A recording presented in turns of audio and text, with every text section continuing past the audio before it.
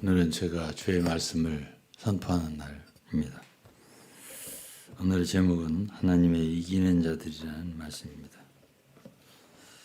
제가 사역하고 아마 처음으로 이런 말씀을 전해볼 것 같습니다. 우리 그리스도인들은 예수를 믿었고 구원을 받았다고 할 적에 주님이 다시 오실 때의 대우가 다 똑같지 않습니다. 마태복음 22장 14절을 읽으면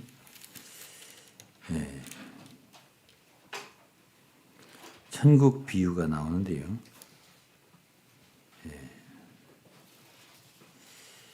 14절 마지막 부분에 보면 청함을 받은 자한테 택함을 받은 자는 적으니라 그랬습니다. 어떤 사람은 혼인잔치가 벌어질 때 예복을 입지 않고 왔다.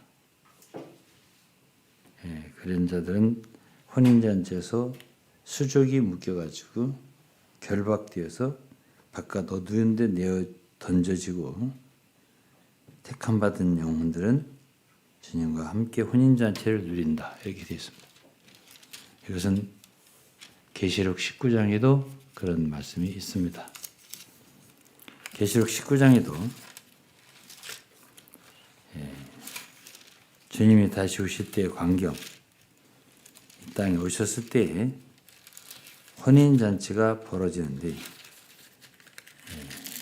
그때 모든 성도가 다 그 잔치에 참여되는 것이 아니라는 것이 암시되어 있습니다. 19장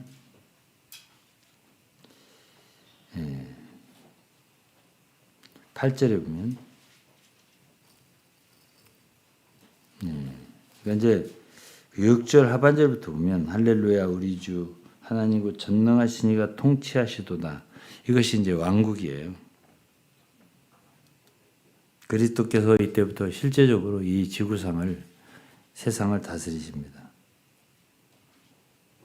그런데 이제 그와 함께 다스리는 자들이 있게 되는데 그들을 이기는 자라고 합니다. 모든 성도냐? 그렇지 않습니다. 8절에 보면 빛나고 깨끗한 세마포를 입은 자들, 이 세마포는 성도들의 옳은 행실이로다 그랬습니다. 9절에 보면 천사가 내게 말하기를 기록하라. 어린 양의 혼인잔치에 청함을 받은 자들은 복이 있도다. 복 있는 자들이 있어요. 어떤 사람들이죠? 혼인잔치에 청함을 받은 자들.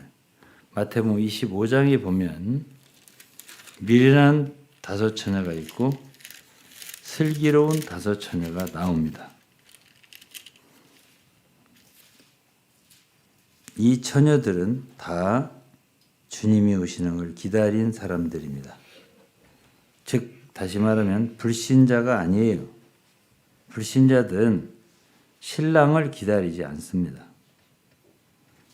다 신자들인데 신자들 중에는 미련한 자들이 있고 슬기로운 자들이 있다. 이러한 말씀이고 이것을 어떤 그리스도인들은 미련한 사람들은 구원 못 받은 사람들이고 슬기로운 사람들은 구원 받은 사람들이고 이렇게 해석하는 사람들인데 그것은 잘못된 해석입니다. 왜냐하면 모든 사람들이 다 처녀라고 했고요. 10명이 주님의 신부, 혼인잔치, 신부가 될 자격이 있다는 뜻이고 그다음에는 등을 다 가지고 있습니다. 3절에 보면 미련한 자들도 등을 갖고 있었습니다. 근데 기름이 없었다. 그랬고 슬기 있는 자들은 그릇에 기름을 담아 등과 함께 가져갔다. 그랬습니다. 그래서 미련한 자와 슬기 있는 자의 차이는 등이 없는 게 아니라 기름의 차이입니다. 둘 다 기름이 하나도 없는 건 아닙니다. 왜냐하면 8절에 보면 우리 등 미련한 자들이 우리 등불이 꺼져가니 너희 기름을 좀 나눠달라. 그러니까 기름이 약간 있는데 주님을 맞이하기 위해서 등불을 켜고 맞이할 수 있기까지는 아슬아슬하게 기름이 조금밖에 없습니다. 기름은 성경에서 성령을 예표합니다. 그때 미련한 자들은, 슬기로운 자들은 평소에 기름을 충분히 준비했기 때문에 기름이 좀 충분하니까 기름 좀 우리에게 좀 달라 이랬습니다. 그러니까 안 된다 그랬습니다. 그래서 파는 자들에게 가서 사라. 근데 이제 그들이 사러 갔는데 그동안에 신랑이 왔기 때문에 기름을 예비한 사람들은 혼인잔치에 들어가고 문은 닫혀버렸기 때문에 나중에 남은 처녀들이 문을 좀 열어달라고 아무리 졸라도 열어주지를 못했습니다. 13절에 보면 주님의 경고가 있습니다. 그런즉 깨어 있으라. 불신자들이 하는 말은 아닙니다. 절대. 왜 그러냐면 불신자들은 깨어 있으라고 경고를 하시지 않습니다. 그러면서 너희는 그날과 그 시를 알지 못하느니라. 이 말씀은 전적으로 크리스천 중에서 미련한 사람과 지혜로운 사람이 있다. 그리고 주님이 다시, 신랑이 다시 오실 때 분명히 절반 꼭 그렇지는 않지만은 그렇게 우리가 해석할 수는 없어요. 5명 이렇게 미련하고 5명은 지혜롭고 아니고 그런 사람들이 있다. 그런 현상이 벌어진다. 이렇게 해석을 하면 되겠습니다.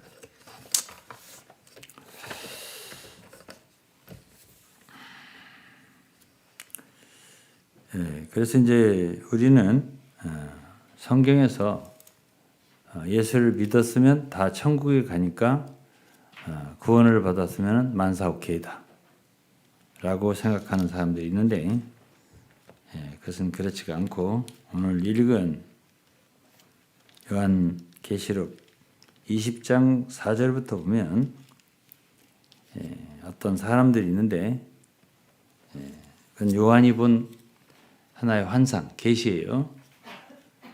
보좌에 앉은 자들이 있더라. 그들이 심판하는 권세를 가졌더라 그랬습니다.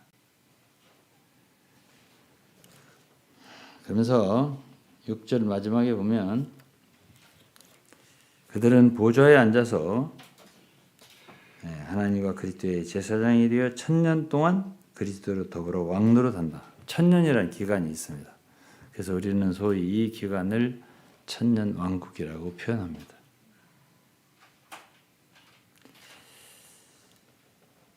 그래서 성경에는 이렇게 그리스도의 재림 시에 그리스도와 함께 다스리는 자들, 주님은 홀로 주님이 다시 오셔서 온 세상을 다스리는 게 아니라 그분과 함께 다스릴 사람들을 필요로 하십니다. 오늘 이 시대, 교회 시대가 바로 주님에게는 그러한 자들을 일으키고 세우고 얻는 시대입니다. 그러니까 그리스도인이 되는 것도 굉장히 중요하지만 그리스도인들 가운데 승리자들, 성숙한 자들, 싸우는 자들, 싸워서 이기는 자들이 필요합니다. 왜냐하면 주님은 이 땅에 다시 오실 때 그러한 자들과 함께 만국을 다스리기 때문입니다. 그것은 구약에서 신약까지 다 많은 구절이 그것을 증명하고 있습니다. 계시록 2장 26절에 두아디라 교회에 주시는 말씀입니다. 이기는 자와 끝까지 내 일을 지키는 그에게 만국을 다스리는 권세를 주리니 그렇죠? 주님 홀로 다스리는 게 아니라 이기는 자들 그리고 주님의 일을 지키는 자들에게 만국을 다스리는 권세를 주리니 그가 철장을 가지고 저희를 다스려 질그릇 깨뜨리는 것과 같이 하리라.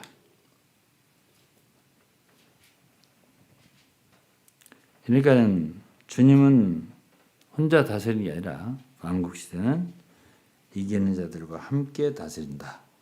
이렇게 말했습니다. 그 다음에 계시록 3장 21절에는 라오디게아 교회에게 주시는 말씀인데 21절입니다. 이기는 그에게는 내가 내 보좌에 함께 앉게 하여 주기를.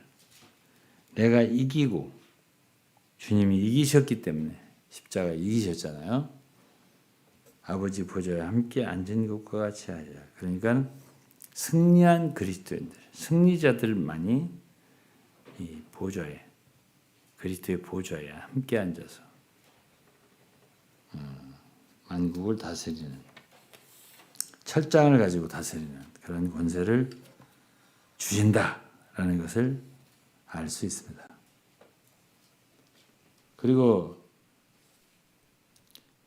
마태복음 25장에도 달란트 비유가 나오는데 5달란트 받은 사람, 2달란트 받은 사람, 1달란트 받은 사람 이렇게 달란트를 받은 사람들이 나옵니다. 주님이 다시 오셔서 그 사람들을 다 불러서 계산을 하신다.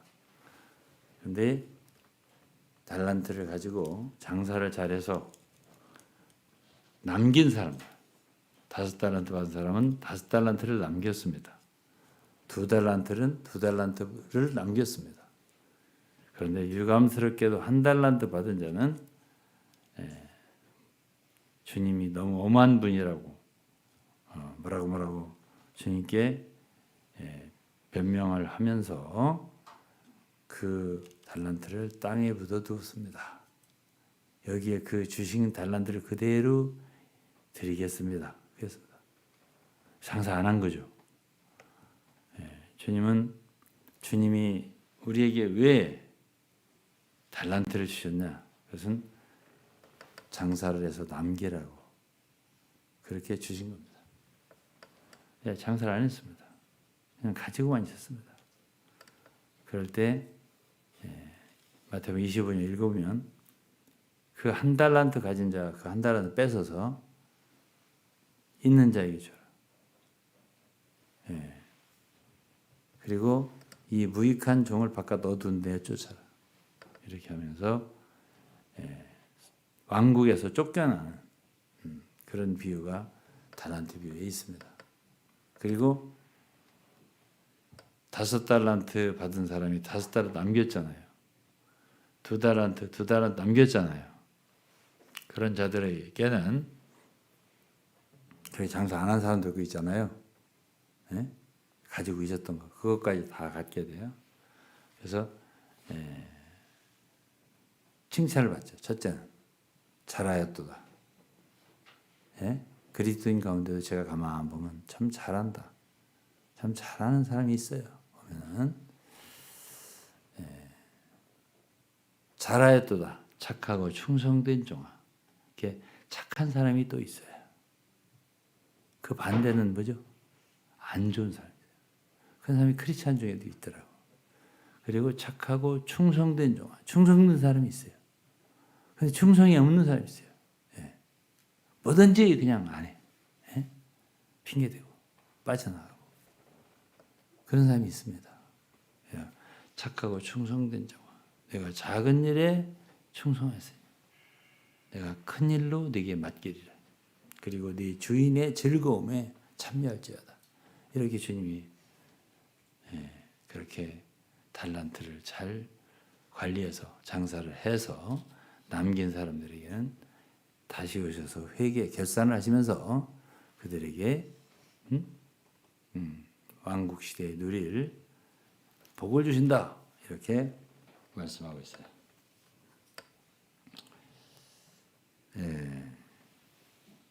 그러니까 이제 여러 군데 성경을 지금 읽었는데 다 공통적인 것은 주님이 다시 오실 때 보좌를 주신다. 보좌에 앉게 하신다. 혹은 철장을 가지고 만국을 주님과 함께 다스리게 하신다. 1000년 동안이다. 그리스도와 더불어 왕노릇 할 거다. 이런 모든 말씀이 다 같은 말씀이에요. 마태복음 25장도 마찬가지고. 그 다음에 고린도전서 3장 12절에는 주님이 다시 오셔서 이것도 다 만일 누구든지 금이나 은이나 보석이나 나무나 풀이나 지푸로 이 터 위에 세우면 각각 공력이 나타날 터인데 그날이 공력을 밝히리니 이는 불로 나타내고 그 불이 각 사람의 공력이 어떠한 것을 시험할 것입니다. 만일 누구든지 그 위에 세운 공력이 그대로 있으면 상을 받고 누구든지 공력이 불타면 해를 받으리니 그러나 자기는 구원을 받되 불 가운데 얻은 것 같으니 한번 구원 받으면 영원히 구원을 받습니다. 그러나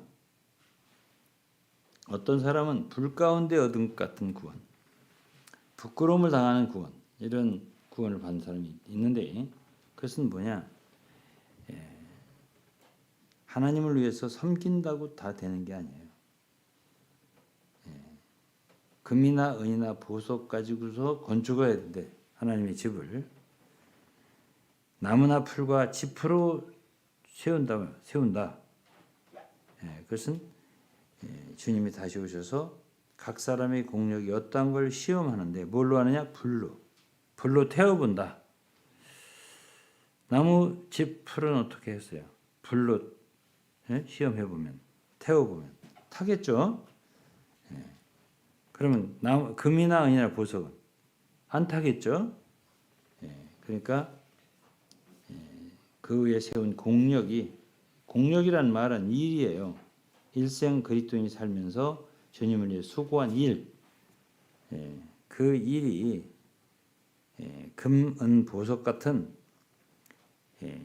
하나님의 성분으로 자기의 육신의 사랑, 육신의 의지, 육신의 노력 이런 걸 가지고 한 사람들. 나무, 풀, 집은 죄는 아니잖아요. 그렇죠? 나무나 풀, 집 죄는 아니에요. 인간을 뜻하는 거예요. 인간적인 열심. 그러나 금, 은, 보석은 다 삼위일체 하나님을 의미하거든. 그러니까 성령과 진리에 따라서 순종하면서 섬기는 사람들은 금, 은, 보석이 되는 거죠. 그런 사람들은 불로 태워도 그들의 일이 그대로 남아있게 되고 그러한 자들은 상을 받는다 그랬습니다. 그러나 다 불을 타버린다 그러면 해를 당한다. 그러니까 구원받았다고 다 되는 건 아니에요. 마지막에 가서 문제가 생기는 게 있다. 그래서 우리가 알아야 할 하나의 대원칙이 있습니다. 그것은 뭐죠? 그것은 구원은 믿음으로 받지만은 주님이 다시 오실 때에 상급을 받는 일은 우리가 일한 것으로 받습니다. 우리가 주님을 위해 수고한 것. 물론 그것은 뭐 우리 열심이 아니라 아까도 금은 보석이지요. 그것은 다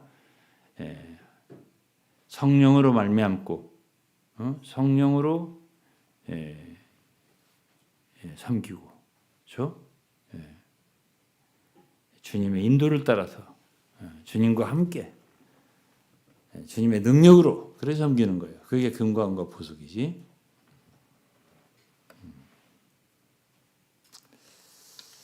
두 군데 성경을 읽겠습니다. 마태복음 16장 27절 인자가 아버지의 영광으로 그 천사들과 함께 오리니 그때에 각 사람의 행한 대로 갚으리라. 이건 주님의 재림을 말하는 거예요. 예수의 초림은 2000년 전에 발생했고 그것은 우리 죄인들의 죄를 구속하기 위한 어린 양으로 오신 것입니다. 그러나 재림, 주님이 다시 오실 때는 그때는 심판주로 오십니다. 첫 번째로 그분은 그의 신자들을 심판하십니다. 상과 징계, 누가 상을 얻을 것인가, 면류관을 얻을 것인가, 왕권을 얻을 것인가, 보좌를 얻을 것인가, 다 그건 같은 말입니다. 칭찬을 받을 것인가, 책망을 얻을 것인가, 다 그것은 그 주님이 다시 오셨을 때 발생할 일입니다.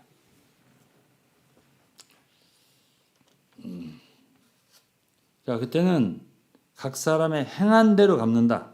믿음이 아니에요. 그 다음에 계시록 22장 11절이에요. 12절만 읽겠습니다. 보라, 내가 속히 오리니, 이건 재림을 의미하죠. 보라, 내가 속히 오리니 내가 줄 상이 내게 있어. 각 사람에게 그의 일한 대로 갚아주리라. 그래요? 그러니까 주님이 다시 오셔서 심판하시고 그리스도인들, 이건 백보자 심판하고 달라요. 계시록 20장에 있는 불신자들 심판해서 불못에 들어가는 이거하고 달라요. 그리스도인도 심판을 받아요. 고린도후서 5장 10절을 보면 사도 바울은 우리가 다 그리스도의 심판대 앞에 나타나서 우리 몸으로 행한 것을 따라 받으려 합니다. 바울은 자기를 포함시켰습니다. 우리도 다 그리스도의 심판대 앞에 드러나. 고린도후서 5장 10절 말씀이에요. 오늘날 그리스도인들 설교자들 가운데 많은 신자들 가운데 오직 백보자 심판 그거 하나만 알고 우리 신자들은 심판이 없다. 그렇게 생각하는 사람이 있는데 그렇지 않습니다. 그건 로마서 14장에도 그런 사상이 들어있습니다. 형제들을 받고 또 형제를 판단하고 멸시하고 이런 사람들을 쭉 얘기하면서 그날에 우리가 다 그리스도께 직고하리라. 모든 일이 다 그때 가서 심판되어진다는 사상을 암시하고 있어요. 그 다음에 누가복음 19장 12절에는요. 이런 말씀이 있습니다. 가라스테에 어떤 귀인이 왕위를 받아가지고 오려고 못나라로 갈 때에 여기서 어떤 귀인이라는 건 누구예요? 주님 당신 자신을 말하는 거예요.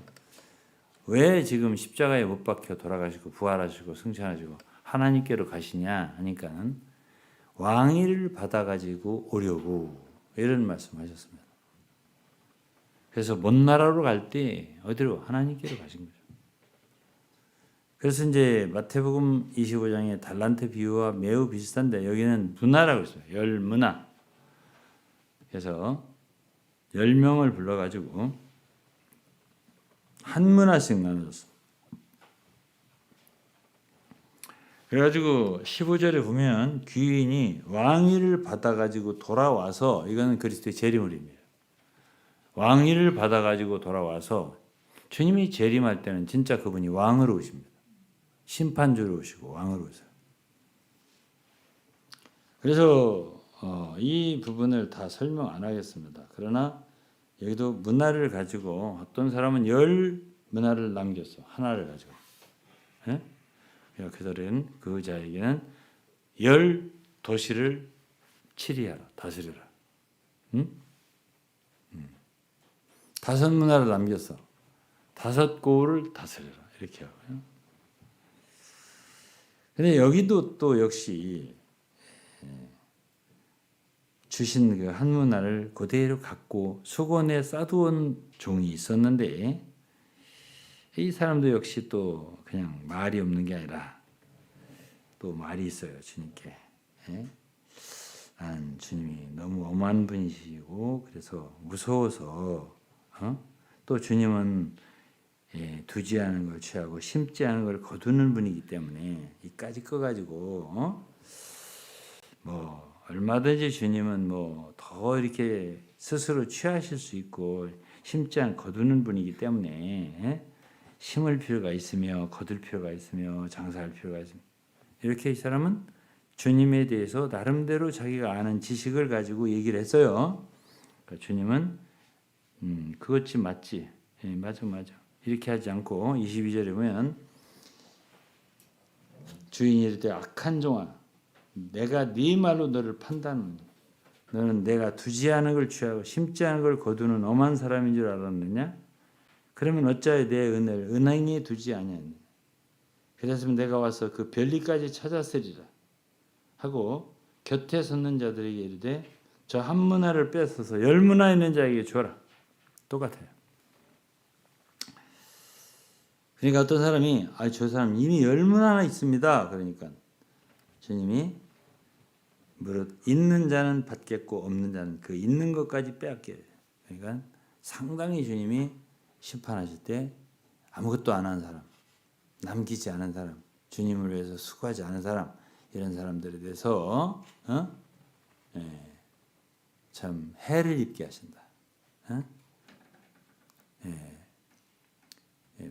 불행을 당하게 하신다. 이걸 알 수가 있어요. 우리가 분명히. 그러니까 그리스도인 생활은 아무렇게 하나 해도 되겠어 안 되겠어? 예?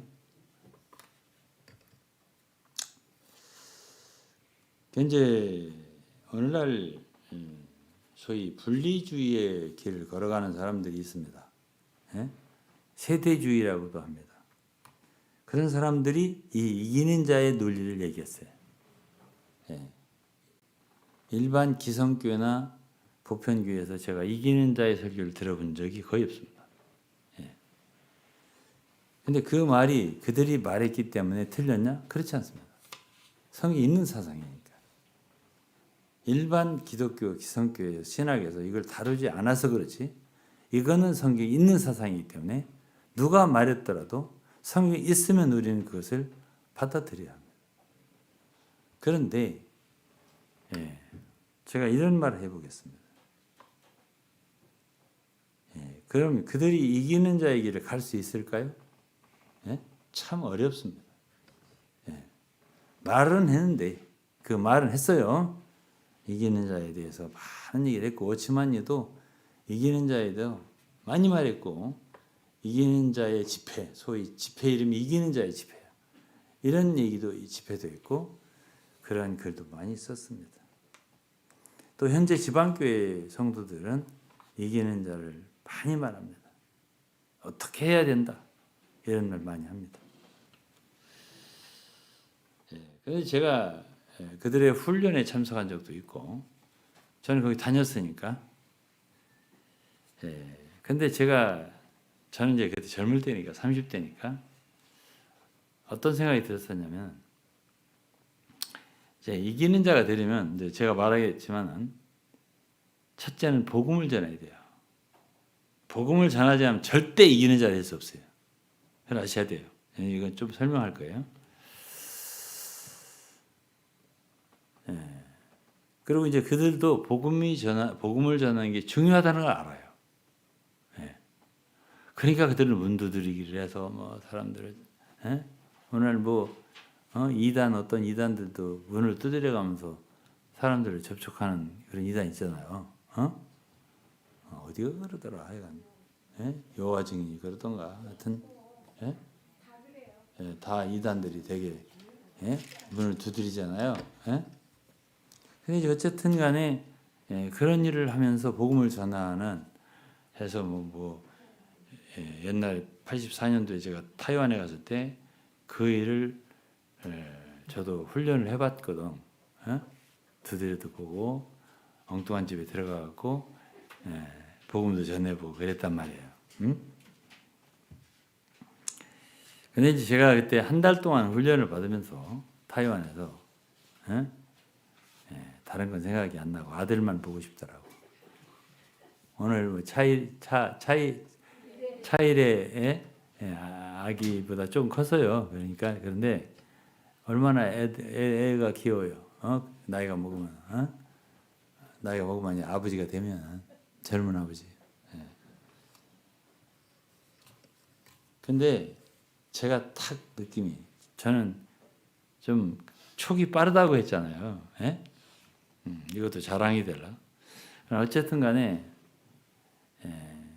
아무도 그렇게 생각 안 하는데 저는 어떤 생각이 드냐면 이분들은 왜 2인 삼각경기 할 때 어떻게 해? 다리를 서로 묶어놓고 그러고 뛰라고 하잖아요. 그렇죠? 딱 그 생각이 나는 거예요. 거기서 한 달 동안 들으면서 이 사람들은 완전히 다리를 묶어놓고 뛰라고 하네 계속. 답답해. 답답해. 제가 그 생각 한 달 동안만 하고 갔어요. 아우 답답해. 너무 답답해. 왜 그러냐면요. 그러면서 그런 생각을 했어요. 제가 그때 당시에 저는 경영학을 했잖아요. 이 나라의 경제가 성장이면 성장 정책이 있어요. 그러면 이제 국무총리도 경제의 성장에 관한 성장통이 있어요. 또 재정부 장관, 경제부총리 이런 사람들을 다 성장형 그런 관료들을 세운다고요. 그래서 나라의 경제를 성장형으로 이렇게 가게 한다고. 근데 또 안정형이 있어. 그때는 성장이 아니야. 일단 경제가 안정돼야 돼. 그런 두 가지 패턴이 있는 겁니다. 이 나라를 경영할 때 지금은 안정해야 될 시대야. 할 때는 그런 기조의 그 관료들을 세우는 거예요. 경제 관료들을 청와대 경제수석도 그렇고 장관도 그렇고 재무부 장관이죠. 그때는 그리고 그때 당시에 경제기획원 부총리 이런 분들이 다 그런 형태를 세운다고 원래가. 근데 제가 이제 거기 가서 한 달 교육 받으면서 이거는 성장하려면 확장 발전이라는 말을 많이 했거든. 거기서 이 지방교회가 확장 발전이다. 크장 후알 뭐야 잊어버렸어. 하여튼 항상 들어가지고 봄이가 있으면 내가 도움을 받을 텐데. 근데 너무 이게 아이러니한 거예요. 자, 그러면 이제 제가 왜 그런 생각을 했을까 하는 것은 제가 직설적으로 답변을 안 하겠습니다. 말씀을 들으면서 스스로 여러분들 생각을 해보세요. 고린도전서 9장 16절부터 읽겠습니다. 내가 복음을 전할지라도 자랑할 것이 없으면 내가 부득불할 일이요 만일 복음을 전하지 않으면 내게 화가 있을 것입니다. 내가 내 임의로 이것을 하면 상을 얻으려니와 임의로 아니한다 할지라도 나는 직분을 맡았노라. 자기는 복음 전하는 것에 대해서 안 할 수 없는 사람이라는 거지. 그런 직분을 하나님도 받았기 때문에. 그래서 자기가 복음 전하는 걸 대단한 것으로 여긴 게 아니야. 17절 얘기는. 왜? 어차피 나는 이 일을 하기 위해서 사도가 됐기 때문에. 18절. 그런즉 내 상이 무엇이냐? 내가 복음을 전할 때 값없이 전하고 복음으로 인하여 내게 있는 권을 다 쓰지 아니하는 것이로다. 그랬습니다. 그러니까 복음 전하는 것은 당연한데 나는 그것 갖고 상 받겠다 이런 생각은 안 하겠는데. 근데 자기의 있는 권리를 다 사용하지 않으면서 전하는 이것이 나의 상이다. 이렇게 표현했습니다. 바울은. 그래서 19절에 내가 모든 사람에게 자유하였으나 스스로 모든 사람에게 종이 된 것은 그러니까 자기는 자유로운데 복음을 위해서 제한을 받는 거 아니야. 종이 돼서. 그거는 이 사람이 바울은 그것이 자기의 상이라고 여기는 거예요. 20절 유대인들에게는 내가 유대인같이 된 것은 유대인들 얻고자 하며 율법 아래 있는 자들은 내가 율법 아래 있지 않은 율법 아래 있는 자같이 된 것은 율법 아래에 있는 자들 없고자 하며 율법 없는 자들. 내가 하나님 율법 없는 자가 아니라 도리어 그리스도 율법 아래에 있는 자나 율법 없는 자가 되는 것은 율법 없는 자들 없고자 함이라. 약한 자들에게 내가 약한 자와 같이 된 것은 약한 자들 없고자 하며 여러 사람에게 내가 여러 모양이 된 것은 아무쪼록 몇몇 사람들을 구원코자 하니. 자, 여기서 복음을 전하는 사람 바울의 좋은 본을 우리가 볼 수가 있어요. 네. 그러면서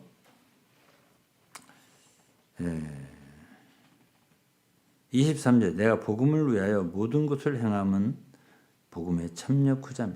이 사람은 복음을 위하여 모든 걸 행해야 했다 했어요. 24절에 운동장에서 다름질하는 자들이 다 달릴지라도 달아날지라도 아니에요. 다 달릴지라도 운동장에서 달릴지라도 오직 상 얻는 자는 하나인 줄 너희가 알지 못하느냐. 너희도 얻도록 이와 같이 다름질하라. 그러니까 이 복음 전하는 거하고 상을 얻는 거는 굉장히 관계가 있는 거예요. 그렇죠? 네, 있는 거지. 네, 근데 복음을 전한다고 다 상 받는 건 아니다. 네? 네, 우리가 다름질할 때 1등이 마라톤이든 뭐 올림픽이나 이런 데서 마라톤이다 다름질 했을 때 다 상을 받는 건 아니잖아요. 뭐 1, 2, 3등 이 정도 받지. 그 얘기를 하는 거예요. 25절 이기기를 다투는 자마다 뭐든지 절제하는. 여기 절제라는 말이 중요한 말이에요. 저희는 썩을 면류관 얻고자 하지. 우리는 썩지 아니할 것을 얻고자 한다. 이건 마라톤 옛날에 있었잖아요. 당시에. 그런 사람들이 면류관을 얻는데 그건 썩을 면류관이지만 우리는 썩지 아니할 면류관을 얻기 원한다. 그래서 26절에는 그러므로 내가 다름질하기를 향방 없는 것 같이 아니하고 싸우기를 허공을 치는 것 같이 아니하여 내가 내 몸을 쳐서 복종케 하면 내가 남에게 전파한 후에 자기가 도리어 버림이 될까 두려워. 그러니까 버림받을 수도 있다. 복음을 전했는데 남에게 전파한 후에 도리어 버림이 될 수 있다. 굉장히 두려운 말이 되겠네요. 그러니까 자기의 육신의 몸에 어떤 욕구, 정당한 것일지라도 복음 전하는데 방해가 되는 어떤 욕구가 생기면 그것을 절제했다. 자기 몸을 쳤다. 이렇게 하면서 그렇게 다름질을 했다. 이런 얘기가 되겠네요. 그렇다라고 한다면 여기서 우리가 분명히 알 수 있는 것은 이기는 자다. 지방교회 지금 성도들은 사역을 바싹 따르면 이기는 자가 된다. 이렇게 이제 말을 주로 하더라고요. 난 뭐 누가 그런 말을 하는 것에 대해서 뭐 일괄 뭐 무시하고 싶고 정죄하고 싶은 마음은 없습니다. 그러나 최소한도 제가 아는 성경으로는 그런 식의 말은 한 번도 내가 성경에서 읽은 적이 없고 사역을 바싹 따르면 이기는 자가 된다. 그러면 성경 읽어본 적이 없고 또 제 상식으로 어떤 사역자가 아무리 훌륭하다 해도 그 사람의 사상과 그 사람의 말을 따른다고 해서 이기는 자가 되느냐? 그건 절대 아니다. 절대 아니다. 이렇게 제가 말씀드릴 수 있고 그 다음에 바울은 이 복음을 전하기 위해서 자기의 자유함, 자기의 권리를 다 내려놨어요.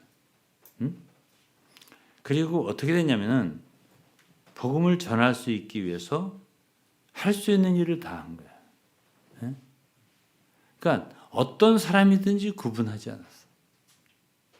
당시에 바울이 생각하는 유대인이라든가 혹은 율법 없는 자들 혹은 율법을 주장하는 사람들, 유대인 가운데도 율법을 주장하는 사람이 있고 덜 주장하는 사람이 있었겠죠.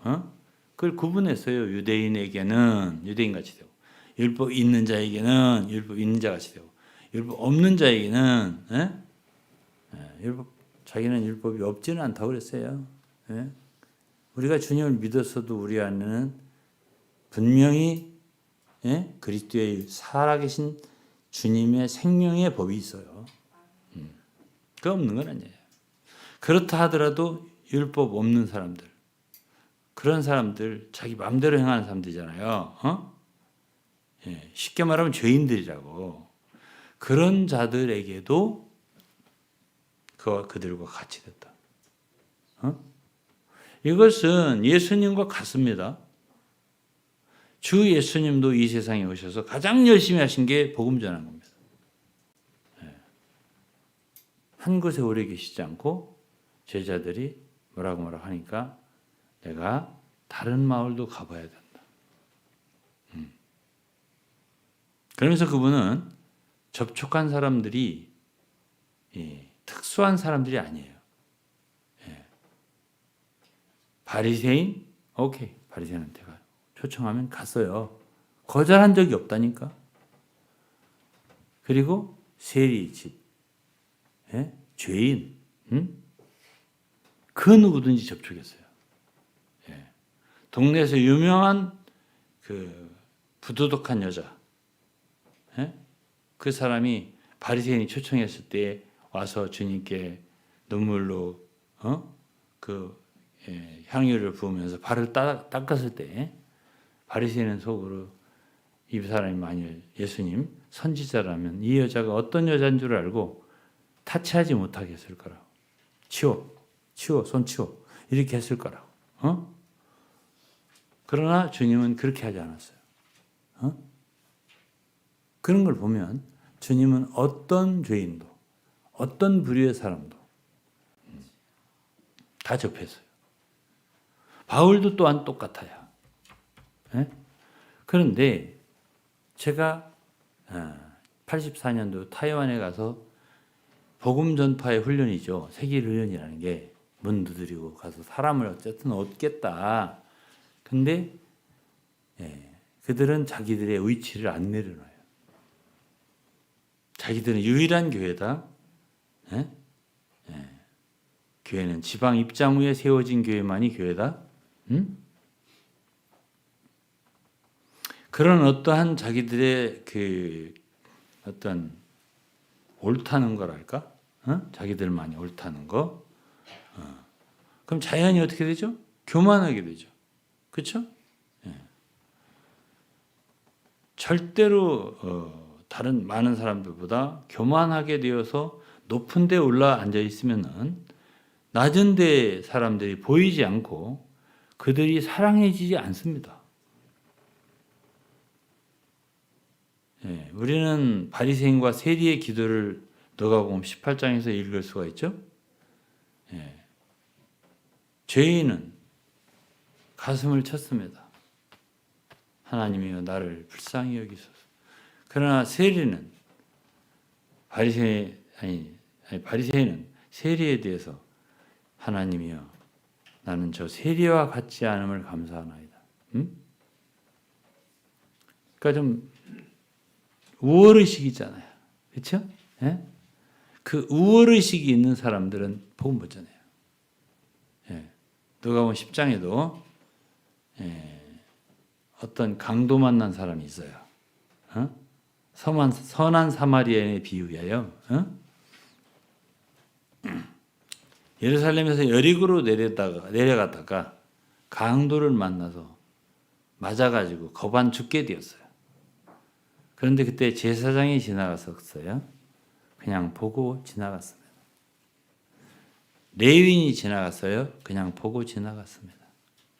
근데 선한 사마리아 사람 하나가, 선한 사마리아는 이제 우리가 하는 말이고, 사마리아 사람은 당시에 유태인들이 멸시하던 사람들이었습니다. 그 사람이 그를 불쌍히 여겨서 그에게 가까이 가서 있잖아요. 그 상처에 참 기름을 바르고 포도주를 부어주고 붕대에 싸고, 그리고서 그를 자기의 그 짐승에 태우고, 그리고 주막에 데려가지고 그 주모에게 이 사람을 돌봐주라. 그러면서 부비를 주고 돈을 좀 줬어요. 돈이 더 들면은 내가 다시 올 때 갚아줄게. 이렇게 했습니다. 자, 여기서 우리는 누가 복음을 전할 수 있는 사람이죠? 누가? 어떤 사람이?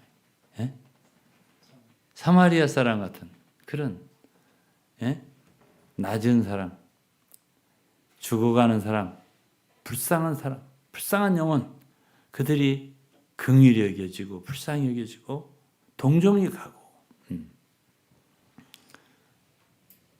그가 누구든지 그 사람이 어떤 사람이든지 간에 그런 사람, 그런 마음을 가진 사람이 아니면 복음을 전할 수가 없습니다.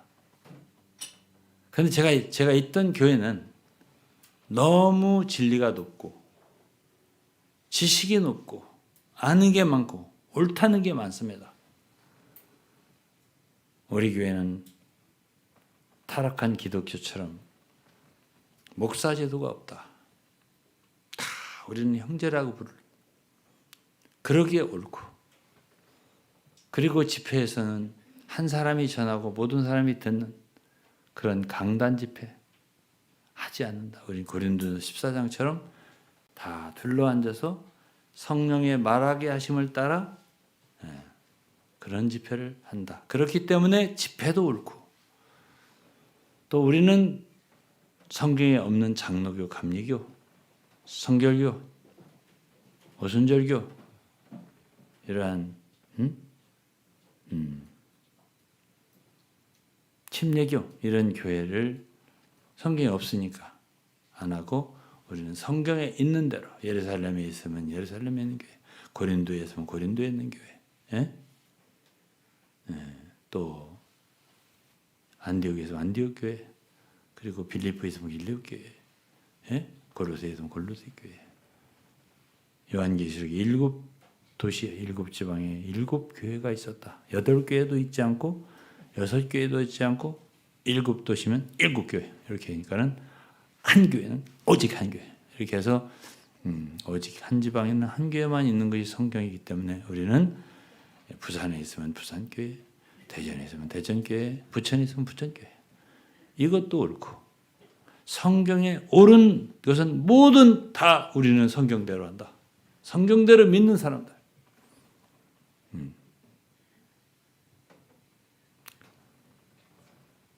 그러니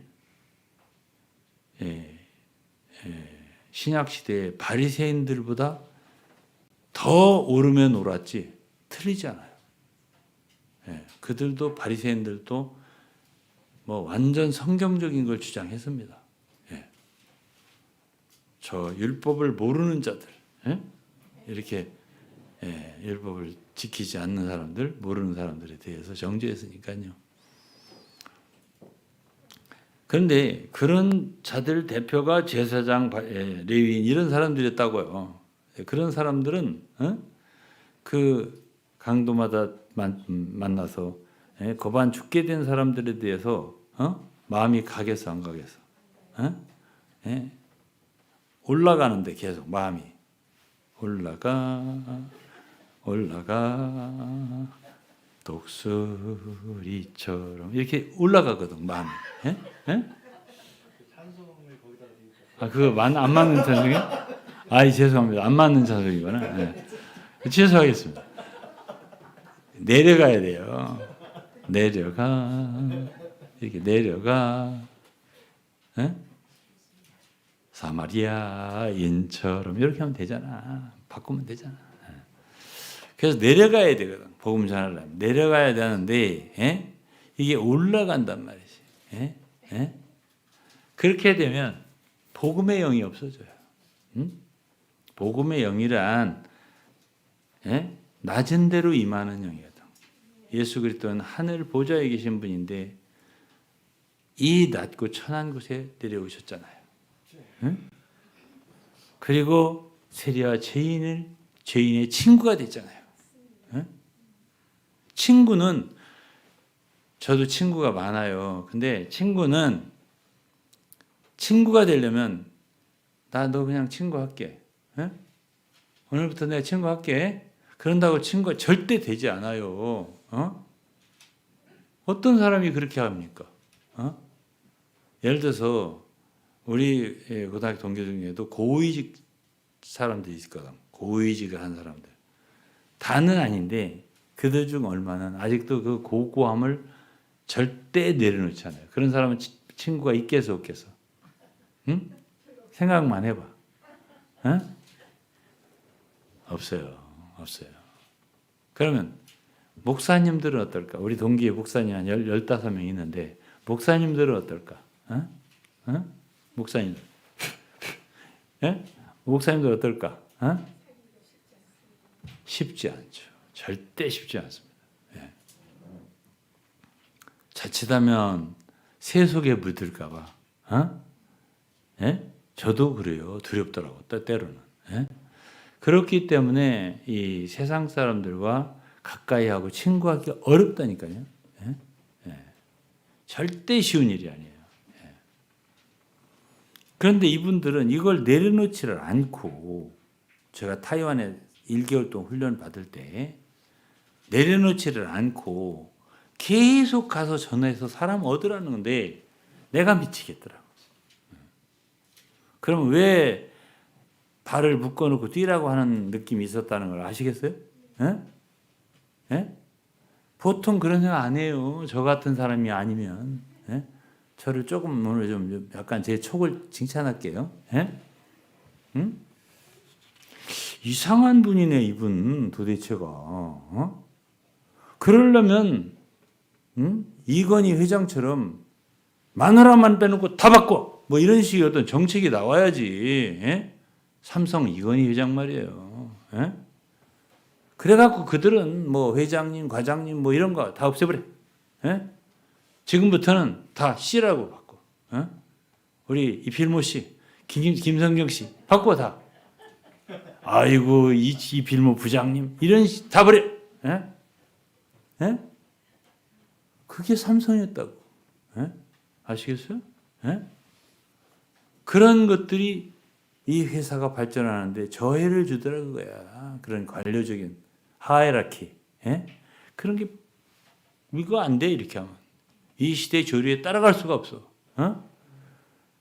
그렇게 뭔가 형태부터 바꾸고 그런 다음에 우리 러시아로 막 유럽으로 아프리카로 말이야 냉장고 팔러 가자. 이렇게 해야 되는 거예요. 근데 옛날 고루한 그 관념 그대로 이주시대 관념 그대로 갖고 그러면서 장사해보자? 팔리겠습니까? 하나도 못 팝니다. 그런 식으로 해갖고. 그래서 이제 제가 하는 소리라서 복음을 전해서 이기는 자가 된다? 사역을 바싹 따르면 된다? 제가 그 말에 동의하겠습니까? 복음을 안 전하면 안 된다니까요. 이기는 자는 꿈을 꿀 게 없어요. 왜? 복음을 전하는 게 다름질하는 거거든. 거기서 면류관을 얘기하고 상을 얘기했잖아요. 고린도 9장에. 어떻게 상도 못 받고 면류관을 못 받는데 이기는 자가 됩니까? 그건 말도 안 되는 소리예요. 그 다음에 이제 디모데 후서 4장에 보면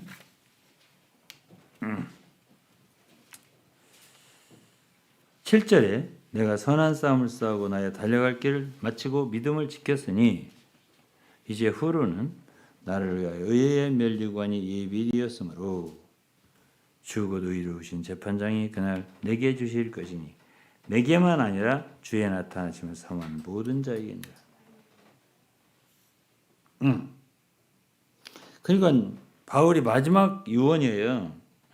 자기는 면류관을 받는다는 거야. 이제 자기는 이제 떠날 때가 됐다는 거예요. 확신이 생긴 거예요. 어떤 확신이? 나는 상 받는다. 나는 면류관 받는다. 그리스도 오시면 주님과 함께 다스린다. 이런 확신이 생긴 거죠.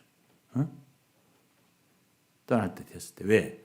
자기는 달려갈 길을 달렸다. 즉 자기는 주님이 허락하신 그 자기의 노정, 복음의 노정이죠. 다 했다. 전할 만큼 전했다. 이런 얘기가 되죠. 그 다음에 선한 싸움이 있어요. 그것은 고린도 9장에 있습니다. 9장에도 나는 향방 없이 달리지 않는다. 이랬어요. 9장에 아까. 그러니까 복음을 전하더라도 목표가 있게 복음을 전하는 거예요. 목표를 두고 전하는 거예요.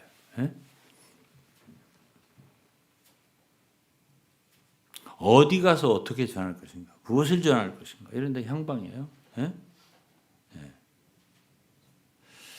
그 다음에는 싸움을 싸우되 허공을 치지 않는다. 그러니까 여기 고린도 9장과 디모데후서 4장에는 같은 사상이 있어요. 상을 받는 거, 면류관 얻는 거에 있어서. 어떤 거예요? 하나는 달리는 거. 달리는 주로 뭐가 관계된다고? 복음하고. 근데 달린다고 되는 게 아니에요. 9장에 보면 절제도 있고 여러 가지가 있어요. 조건이. 복음만 전한다고 되는 게 아니에요. 조건이 있어요. 싸우는 것도 마찬가지예요. 허공을 치지 않는다. 적을 분명히 알고 싸워야 돼요.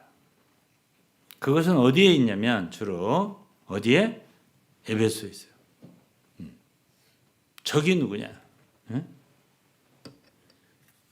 제가 참 있었던 것을 자꾸 얘기하면 참 그들한테 미안한데 그들도 굉장히 많이 싸웠습니다. 근데 제가 미안한 얘기지만 확신이 없어요. 어떤 확신이 없냐? 저들의 대적이 과연 누굴까? 싸운 대적이. 싸워왔잖아. 그들의 역사에서. 출판사하고도 싸웠고, 그리고 형제들, 동역자들하고도 싸웠고, 내쫓고, 장로들을 내쫓고 하면서 싸웠단 말이에요.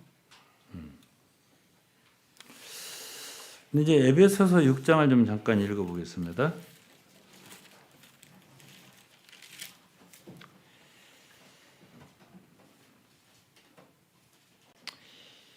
예, 11절, 6장 11절.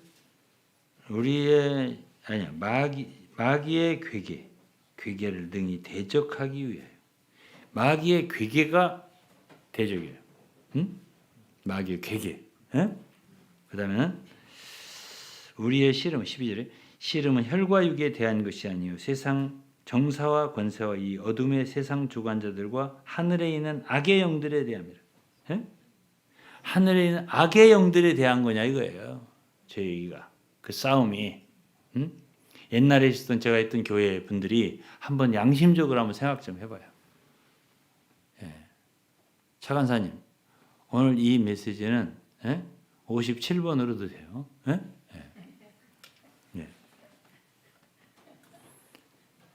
한번 생각을 해보시라고. 하늘에 있는 악의 영들에게 대해서 싸운 거야? 아니면 뭐야? 양심적으로 그걸 판단해 보라고요. 혹시 자신들이 더 겸손하고 낮아져야 될 것을 중앙 집권화를 하고 더 통제를 가하기 위해서 중국의 시진핑처럼 단일 대우 1대1로 이런 식으로 하기 위해서 사람들을 이렇게 거세하고 말이지. 이런 것은 아닌가. 그리고서 그게 하늘에 있는 악의 영의 하늘에 있는 악의 영들이라고 생각하십니까? 그 전쟁에 그렇게 생각이 안 되는 거예요, 제가.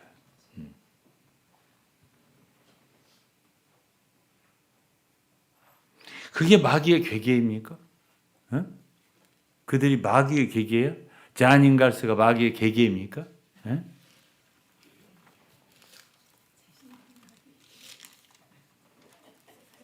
고린도서 10장에 보면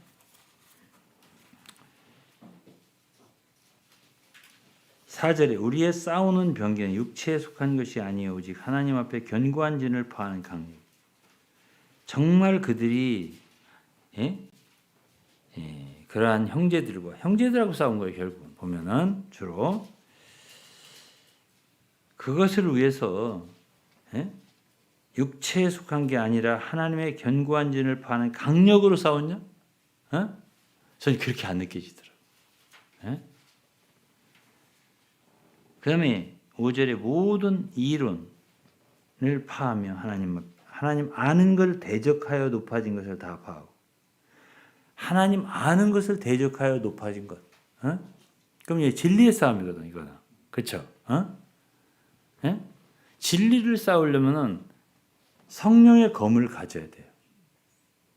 에베소 6장에 보면은, 에베소 6장에 보면은 싸우는 사람들은요, 전신갑주를 입어야 되는데, 전신갑주 속에는 성령의 검이 있어요.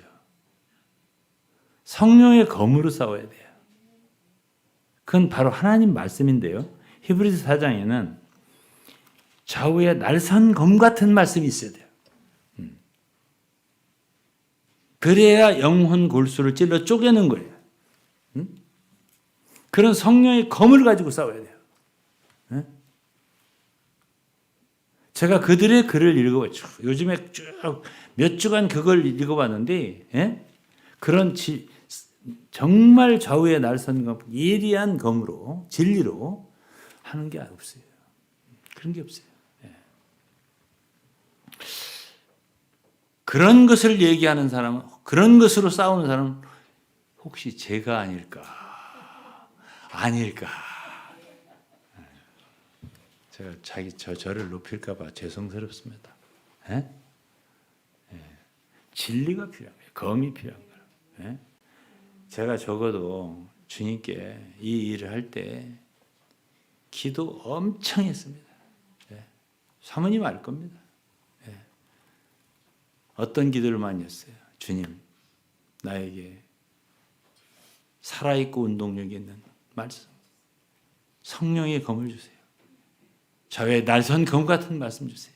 그렇지 않으면 영혼 골수를, 이게 뒤섞인, 이게 그런 것 같기도 저런 것 같기도 하고, 이게 뭔지 모르는, 이렇게 혼란된 이런 진리를 쪼개서 만물을 지으신 하나님의 눈앞에 밝히 나타날 수 있게, 드러날 수 있게, 이렇게 검을 주세요. 제가 정말 이런 기도 많이 했습니다.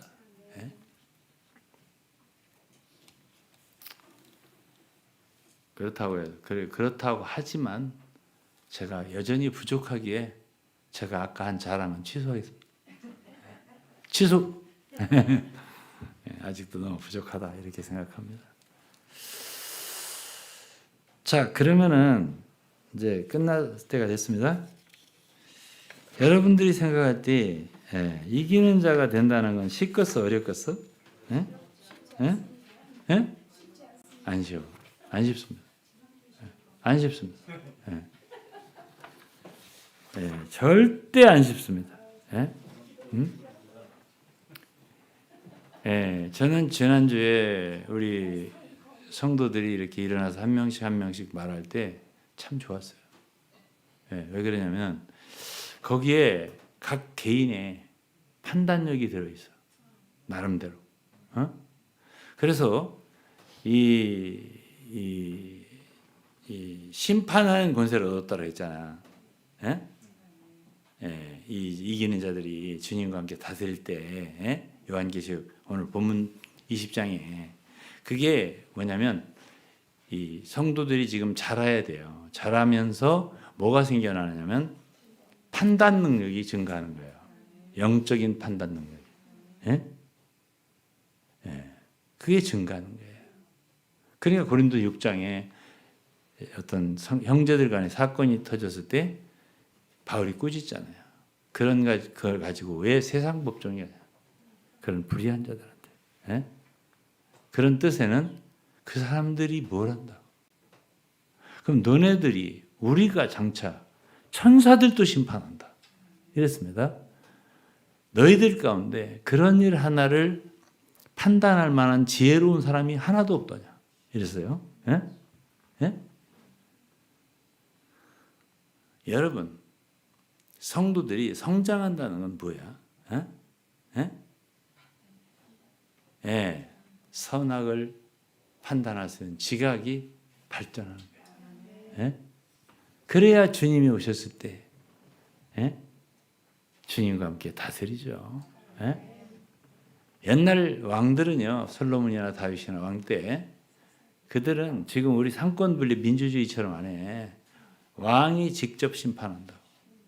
예, 솔로몬 왕이 그 아기 가지고 두 사람이 다 자기 엄마라고 할 때, 하나가 죽었잖아. 아기가 하나가. 그러니까 산 아기 하나 가지고 이게 내 아기다, 내 아기다 할 때 그걸 심판한 거지.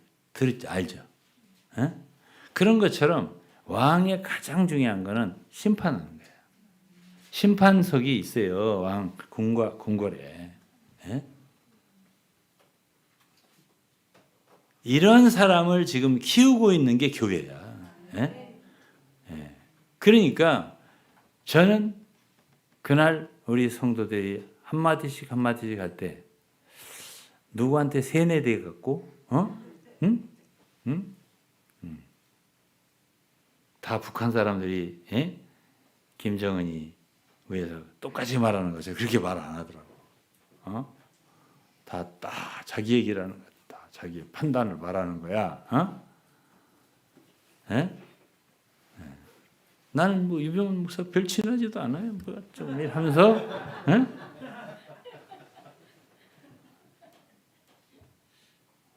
그러나 뭐 내가 솔직하게 내 말을 말하겠다고 하면서 말하잖아요. 에?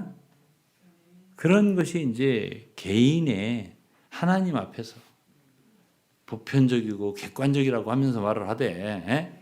나는 그렇게 판단. 내가 생각할 땐 이렇다라고 하잖아요. 그러한 판단력이 증가하는 거. 에? 그것이 우리가 여러분들에게 바라는 거예요. 그러니까 우리는 어떻게 해요? 여러분들의 판단력을 우리가 사고를 이렇게 믿음을 주관하지 않아요. 어느 정도 우리가 말씀을 가르치고 마음대로 생각해요. 우리는 그러니까 진리라고 하는 고기를 여러분이 고기라고 해봐. 절대로 어항이나 그 속에다 두고 도망가지 마. 꼼짝 마라. 여기서 자라. 예? 그렇게 제가 가두지를 않고 태평양 바다에다가 예? 방류를 하는 거지. 예? 마음대로 생각해. 마음대로. 예. 그러나 이제 여기서 조금 다친 데 있으면 고쳐주고, 예? 플라스틱 같은 거 잘못 먹은 거 있으면 빼주고, 가시 먹은 거 있으면 수술해주고 이렇게 해서 바다로. 그래서 진리라고 하는 물고기는 보편이라고 하는 바다 속에서만 자라야 돼요. 대부분의 이단들은 바다에다가 내놓잖아. 그 특별한 사고의 어떤 틀 안에다가 넣어놓고 여기서 나가지 마. 네? 양식장 내지는 양어장 내지는 조금 큰 어항 이렇게 수족관 이 정도. 그렇게 되는 것이기 때문에 성숙에 있어서 한계가 오는 거죠. 그렇게 되기 때문에 그런 사람들은 장래 주님이 다시 오실 때 그분과 함께 다스릴 수 있는 심판할 수 있는 권세를 얻는 것은 불가능한 거지.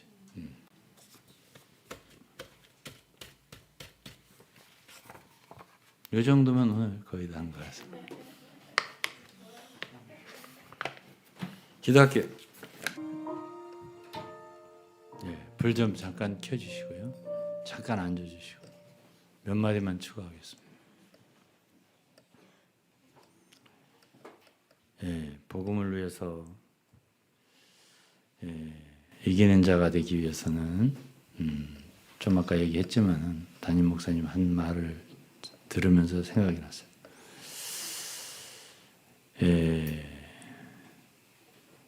죽기까지 싸우지 않으면 안 돼요.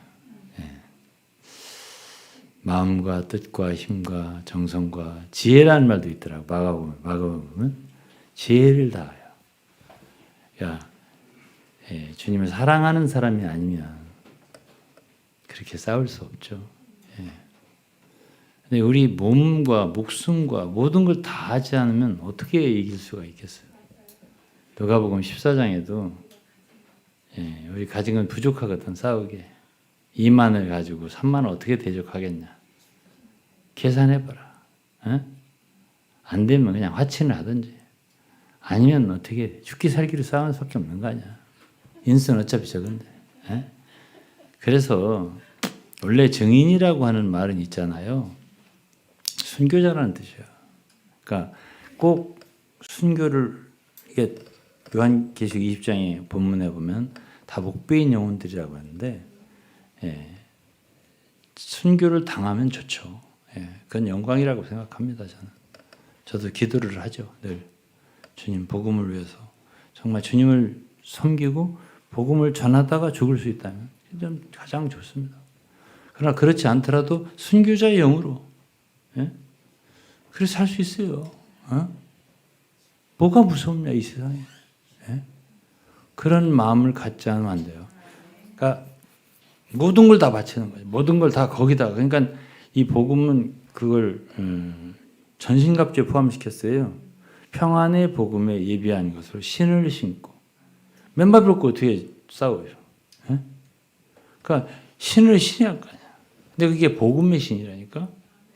평안의 복음에 예비한 것 신을 신고. 그리고 로마 10장에 보면 복음을 전하는 자들의 아름다운 발이여함과 같아요. 이게 복음은 운동이 아니야. 한번 전하자. 이게 아니고 그의 그 주님을 섬기 일생이 발걸음이 왜 신이라고 그랬어요? 그 발걸음이 복음의 발걸음이라 이 말이야. 그게 우리의 가는 길인 거지. 제가 지은 찬송 중에 우리의 가는 길은 생명의 길이고 우리의 가는 길은 복음의 길이라고 지은 찬송이 있거든. 복음의 길이어야 되는 거야. 우리 인생이. 그런 사람이 이기는 자가 되는 거예요. 그게 달리는 거죠. 그게 달리는 거죠. 그 복음은 경주장에서 다름질하는 걸로 비유를 한 게 그것이 고린도 9장에도 있고 디모데후서 4장에 바울도 내가 달려갈 길을 다 달렸다. 로마서 15장에 보면 뭐 일러리곤에서 어디까지 다 내가 전했다. 그렇게 복음 전한 자기의 일생을 말하고 사도행 20장에도 자기는 은혜의 복음을 증거하기 위해서는 내가 나의 달려갈 길과 이 말을 했어. 거기 20장에도. 하나님 은혜의 복음을 증거하는 일을 위해서는 내 목숨을 조금도 아까운 것으로 여기지 않겠다. 이거잖아요. 그게 바로 이기는 자들, 주님 앞에 상 받는 자들의 자세인 거라고. 그러니까 무조건 사역을 바싹 따르면 된다. 그거는 엉뚱한 소리야. 제가 생각할 때는. 그거 버려, 그 생각. 그리고서 제가 오늘 드리는 말씀을 마음속에 깊이 새기고, 저 말이 더 성경적인 것 같네. 그럼 제 말을 받아들이면 좋잖아? 그래서 저는 이 말을 추가하여서 참 그렇게 이기는 자의 길을 가짜로 가지 말고 진짜로 갔으면 좋겠습니다. 주님께서 이 말씀을 듣는 모든 일을 축복해 주시기 바랍니다. 아멘. 네, 좋습니다.